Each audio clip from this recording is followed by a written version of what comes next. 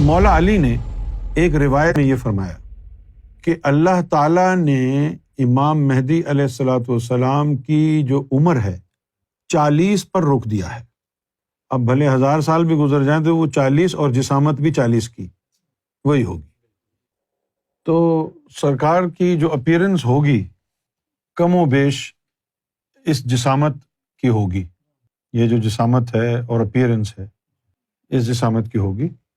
اور دوسری جو صورت ہے یا تو ایسی ہوگی یا پھر یہ ہوگی۔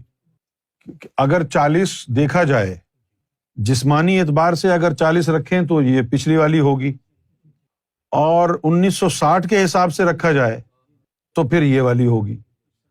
اگر 1960 سے رکھا جائے گا تو یہ والی ہوگی۔ تو میرا غالب گمان جو ہے وہ یہ ہے کہ پچھلی والی تصویر سے تھوڑا سا زیادہ اور اس تصویر مبارک سے تھوڑی سی کم اس میں عمر ہوگی، ان کے بیچ میں ہوگی، درمیان میں ہوگی۔ کہ سرکار گوہر شاہی کی جو شبیہ ہے وہ چاند پر جو نمایاں ہے وہ من جانب اللہ نشانی ہے۔ اس کا ثبوت کیا ہے کہ اس نشانی کو چہرہ مبارک کو دیکھ کر 3 دفعہ اللہ اللہ اللہ کہیں، ذکر قلب کی اجازت ہو جائے گی۔ وہ تصویر باتیں بھی کرتی ہے۔ اب اگر کسی اور شخص کا یہ خیال ہے، کسی ہستی کا یہ خیال ہے کہ وہ تصویر میری ہے، تو اگر ان کی ہے تو یقیناً اللہ کی نشانی تو ہوگی نا۔ تو ان کے چہرے کو چاند میں دیکھ کر اللہ اللہ کی 3 دفعہ تکرار کریں، پتہ چل جائے گا کہ آپ کا ذکر قلب چلا ہے کہ نہیں۔ ٹھیک ہے نا، یہ فرق ہے۔ اچھا، دوسری بات کیا ہے؟ دوسری بات یہ ہے کہ یہ جو چاند پر تصویر ہے یہ صرف اللہ کی نشانی ہی نہیں، بلکہ یہ ایسی نشانی ہے اللہ کی جو صرف مہدی کے لیے ہے،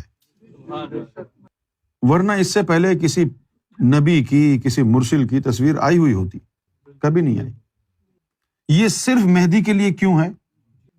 مہدی کے لیے اس لیے ہے کہ لفظ مہدی جو ہے وہ نکلا ہی چاند سے ہے۔ چاند کو مہ کہتے ہیں، جس طرح مہناز، مہناز کا مطلب کیا ہے؟